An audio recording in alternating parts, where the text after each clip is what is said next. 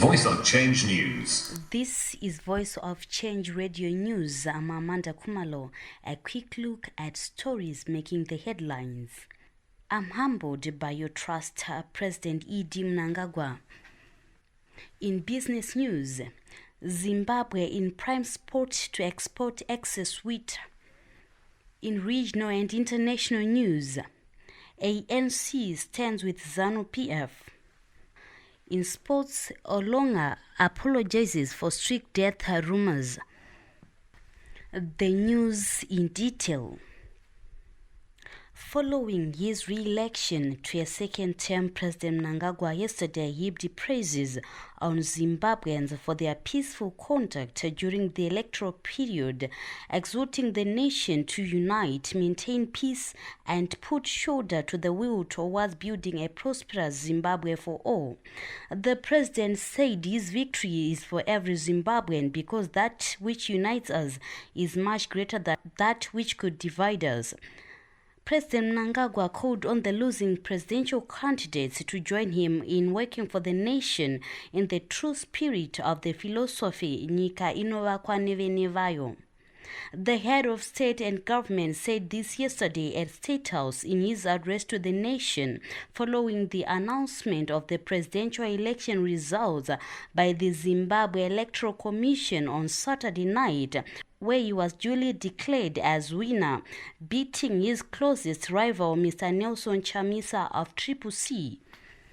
Meanwhile, President Mnangagwa's new government will focus on further improving the investment climate to attract investors mainly in mining, entrenching food security through irrigation agriculture, and ensuring that development reaches every part of the country.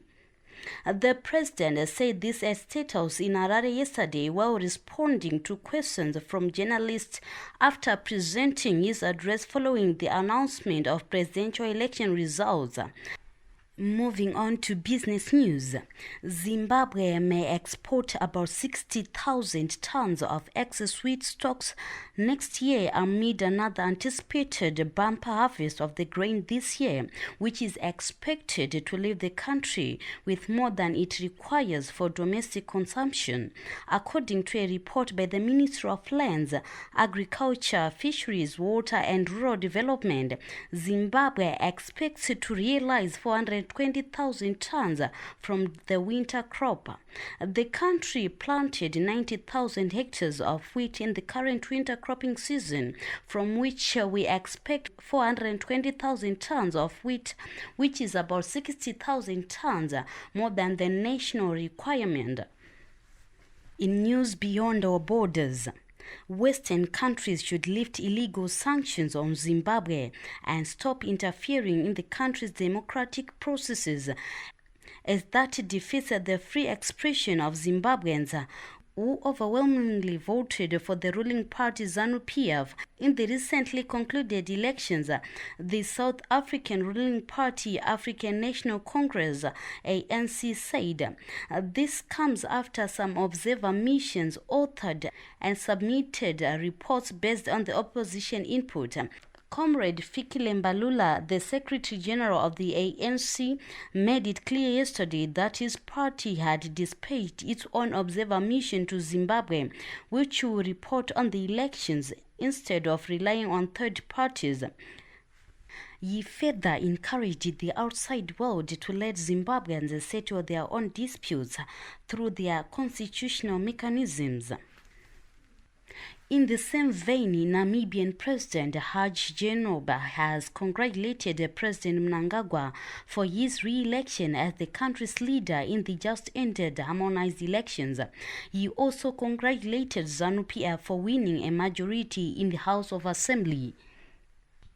In a statement, President Geingob also wished President Mnangagwa good strength and wisdom in carrying out his renewed mandate and looked forward to working closely with President Mnangagwa to further deepen and strengthen bilateral cooperation as well as advancing the shared regional development agenda.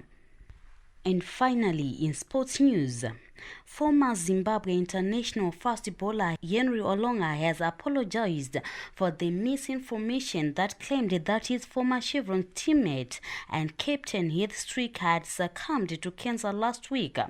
After Olonga's post about Strick's supposed death, the news then spread like wildfire, leaving the world of cricket torn apart.